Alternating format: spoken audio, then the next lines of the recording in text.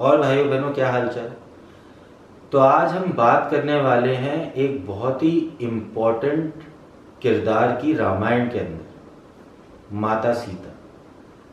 हमारे नॉर्थ के अंदर सीता जी को माँ के नाम से ही जाना जाता है, उनके साथ में माँ नाम अटैच्ड है संबोधन के रूप में।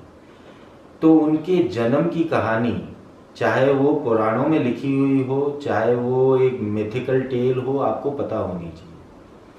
सीता जी का जो कहा जाता है कि वो राजा जनक की पुत्री थी, ये गलत है।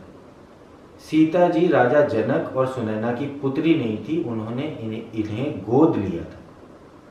सीता जी को राजा जनक और सुनैना ने गोद लिया था।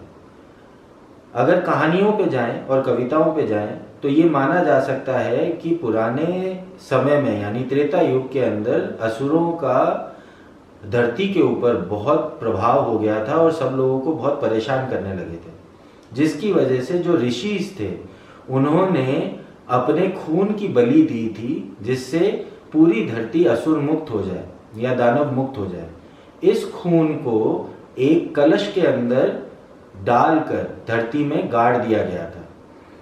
तो जब राजा जनक जी एक यज्ञ कर रहे थे, सीतामढ़ी करके जगह है वहां पे मिथिला राज्य के अंदर, तो हल चलाते हुए, जो कि एक विधि थी यज्ञ की, ये कलश बाहर आ गया धरती के, और इस कलश के अंदर सीता जी बाल रूप के अंदर थी, जो जनक जी ने अपनी पुत्री मानकर उन्हें गोद ले लिया। इसीलिए सीता जी को भूमि पुत्री के नाम से भी जाना जाता है और उनकी असली माँ धरती माँ बताई जाती है।